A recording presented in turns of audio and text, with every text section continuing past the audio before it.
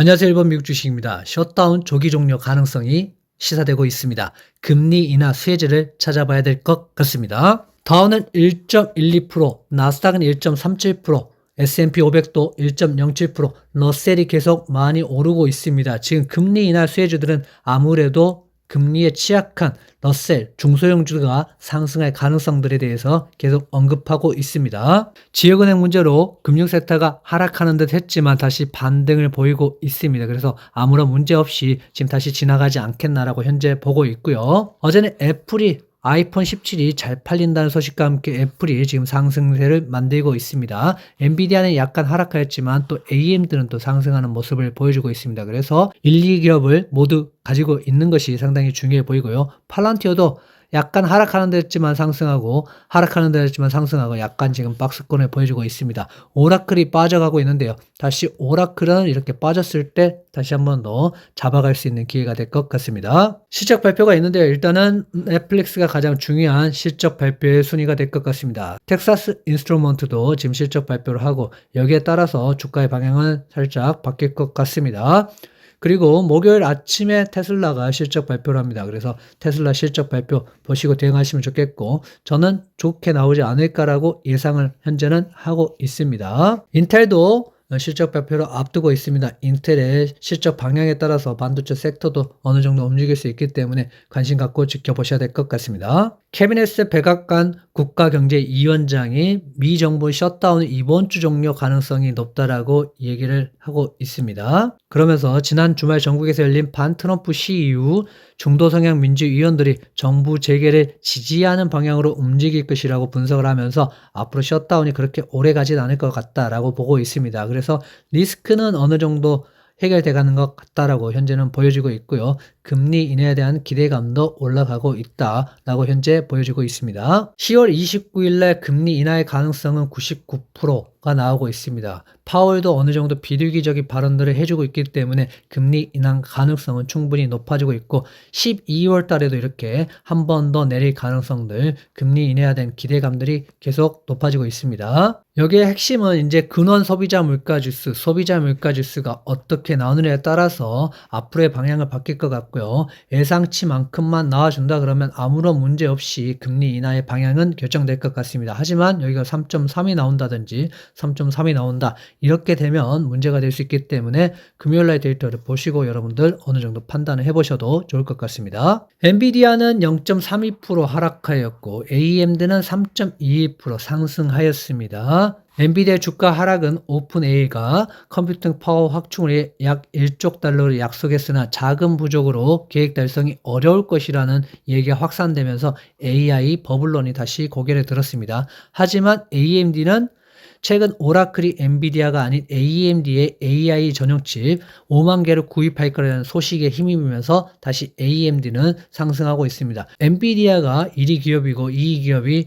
AMD인데 둘 다 결국 가지 않겠냐. 저는 둘 다 포지션을 가지고 있으면서 수익을 누리고 있습니다. 10년물 금리도 이렇게 계속 하락 중에 있습니다. 이렇게 쭉 빠져줘서 지금 현재 3.98까지 떨어졌고 10월달 금리 인하 얘기가 나온다라면 여기 좀 더 빠져갈 가능성들이 있습니다. 그래서 이 부분은 어느 정도 선반영은 돼 있지만 파월의 입에 따라서 그리고 CPI 발표에 따라서 금리의 방향은 결정될 것 같습니다. 저희는 AMD를 160불대 매수하여서 지금 좋은 수익을 거두고 있습니다. AMD는 계속 우상향을 하고 있습니다. 160불대 잘 모았죠. 그래서 쭉 갭 상승 후에도 앞으로 상승을 계속 하고 있고 RSI는 높아졌다 낮아졌지만 지금 그래도 계속 높은 상태를 유지하고 있습니다. 지금 들어가기보다는 한 번 더 이렇게 조정이 올 가능성들이 있습니다. 그렇다면 AMD를 그때 들어가셔도 좋을 것 같습니다. 엔비디아를 보시겠습니다. AMD가 지금 치고 가고 있으면 엔비디아 결국에는 치고 가겠죠. 그렇다면 저점에 나올 때마다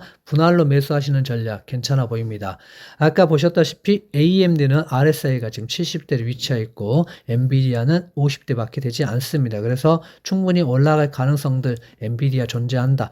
만약에 약간의 조정이라도 받는다 그러면 엔비디아를 모아갈 찬스라고 저는 생각하고 있습니다. 오클로 보시겠습니다. 오클로도 지금 이렇게 쭉 상승 후에 이렇게 떨어지는 모습을 보여주고 있고 지금 중요한 자리 158불 지켜주는지 여부 중요하다고 말씀을 드렸고 여기서 반등 나올 가능성 첫 번째로 있고 그 다음에 지지선은 141불이 될 것 같습니다. 그래서 여기서 반등 나오는지 141불에서 반등이 나오는지 확인하시면 좋을 것 같습니다. SMR은 좀 다르다고 말씀을 드렸죠. 이렇게 계속 큰 파동을 가지고 상승 채널을 만들고 있지만 어느 정도 올라가면 떨어지고 올라가면 떨어지고 올라가면 떨어지고를 반복을 하고 있습니다. 그래서 변동성이 심하기 때문에 이렇게 떨어졌을 때는 분할 매수하시고 다시 또 올라가면 또 분할 매도하시는 전략이 필요하겠다.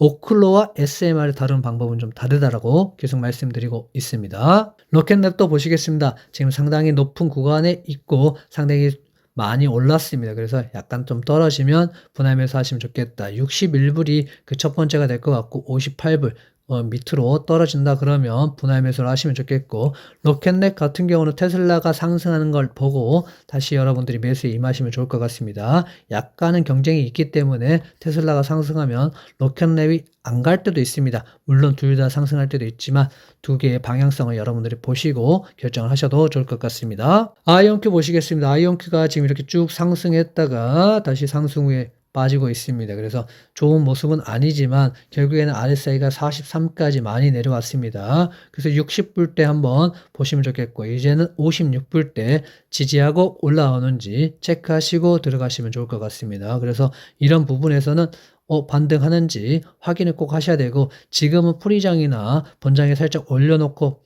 이렇게 내리는 경우들이 있기 때문에 하루 정도 이렇게 양봉이 나오는 거 확인하시고 들어가셔도 늦지는 않을 것 같습니다. 나스닥 100을 보시겠습니다. 현재는 신고가 위를 돌파하려고 하고 있습니다. 그래서 앞으로도 계속 상승 가능하다. 이렇게 21선 중요하다고 말씀드렸고 61선 근처 중요하다고 말씀을 드렸죠. 그래서 이런 61선 맞고 올라갈 가능성들 상당히 열려 있다. 저희는 이번에 한번 들어갔습니다. S&P 500도 마찬가지입니다. 이렇게 쭉 빠져서 51선이 중요합니다. S&P 500은 51선, 나스닥은 61선 기억해 주시면 좋겠습니다. 그래서 51선 맞고 올라갈 가능성이 많다라고 말씀드렸고 이렇게 상승을 어느 정도 해주고 있습니다. 다시 한 번 더 기회가 온다라면 그때는 여러분들이 분할로 담아가는 전략 괜찮다. 이런 큰 하락은 없다라고 말씀을 드렸습니다. 이렇게 큰 하락은 자주 오지 않기 때문에 이렇게 큰 하락이 온다라면 여러분들이 이때는 정말 많은 투자를 해야 되지 않겠나. 지금 같은 경우는 약 조정으로 끝나지 않겠나라고 현재 보고 있습니다. TQQ를 보시겠습니다. TQQ도 지금 상승하고 있습니다. 앞으로도 또 상승할 가능성들이 있냐 보면 있다라고 말씀드리고 싶습니다. RSI가 59에 위치해 있기 때문에 더 상승할 가능성들 충분히 열려 있다라고 말씀드리고 싶습니다. 석술도 보시겠습니다. 지금 AI에 관련된 주식들이 계속 하나, 둘, 세 개씩 이렇게 계속 올라가고 있습니다. 그래서 처음에는 엔비디아, AMD, 브로드컴 오라클 종종 해가지고 다 올라가고 있기 때문에 결국에는 올라간다. 하나가 끌고 올라가면 전체적으로 좀 끌고 올라가는 경향이 있기 때문에 올라가는 간다. 하지만 속술은 말씀드렸지만 3배짜리이기 때문에 어느 정도 올라가면 익절은 꼭 필요하다. 그리고 떨어지면 분할 매수도 필요하다라고 말씀드리고 싶습니다. 팔란티어를 보시겠습니다. 팔란티어는 계속 횡보를 하고 있습니다. 좀 빠져도 그날 오르고 빠져도 오르고 이런 모습들을 계속 보여주고 있습니다. 이렇게 긴 꼬리들이 많이 있죠. 그래서 앞으로도 상승은 가능하다라고 보고 있고 지금 매수하기는 한번 매수를 하셨다면 좀 떨어질 때 매수를 하는 것도 괜찮아 보이고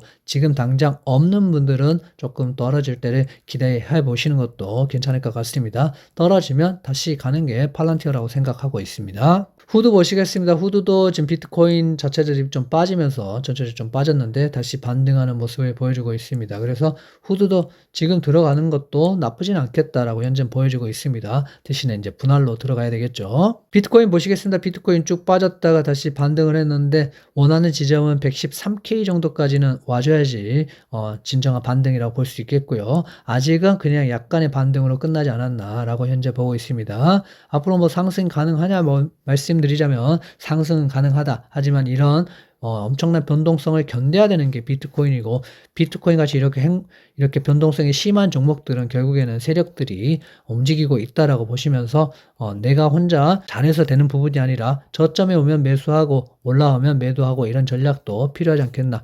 현물로 갖고 계신 분들은 저점마다 분할 매수하는 전략 필요하지 않겠나라고 말씀드리고 싶습니다. 이더리움도 4100 정도는 뚫어줘야지만 괜찮은 자리라고 현재 보고 있습니다. 하지만 4100을 못 뚫는다면 결국에는 맞고 내려갈 가능성들이 충분히 열려 있다라고 보고 있습니다. RSI는 충분히 낮기 때문에 다시 상승할 가능성들 충분히 있는데 4,859를 시원하게 돌파하느냐의 문제는 또 다른 문제라고 보고 있습니다. 솔라나도 이렇게 떨어졌던 부분에서 올라와야 되는데 지금 현재 194불을 돌파하고 그 다음에 204를 돌파를 해야 그 다음 상승이 가능하다고 보고 있기 때문에 아직까지 상승보다는 약간의 반등이라고 보는 게 좋을 것 같습니다. XRP도 그래도 약간의 반등을 해줬는데요. 2.74 정도, 이 정도 선까지는 와야지만 그 이상의 반등이 가능합니다. 그래서 일단은 여기가 저항선이 되지 않겠나라고 보고 있고 2.74 넘어가는지 여부 판단하셔야 될 것 같습니다. 테슬라 보시겠습니다. 중요한 자리 410을 맞고 올라왔습니다. 그래서 410불 말씀을 드렸던 자리고 맞고 올라왔기 때문에 저는 테슬라 앞으로 상승 가능하다고 보고 있습니다. 그래서 지금 팔 때는 아니라고 보고 있고 만약에 실적이 좋게 나오지 않는다 그러면 다시 한 번 더 재매수할 기회라고 여러분들 생각해 주시면 좋겠고 지금은 실적을 보고 여러분들이 매도를 하시더라도 충분히 기다려 볼 만한 가치가 있는 구간이라고 생각을 하고 있습니다. 470불을 넘느냐 이 부분도 상당히 중요하기 때문에 여러분들 지켜보시고 실적은 괜찮을 것 같다라고 현재는 보여주고 있습니다. 하지만 실적을 보고 대응하시는 게 훨씬 더 중요하다라고 말씀드리고 싶습니다. 일본 미국 주식 멤버십 가입하시는 방법을 알려드리겠습니다. 이 구독 옆에 플러스 버튼이 있습니다. 그래서 이 부분을 누르시고 가입하시면 되겠고요.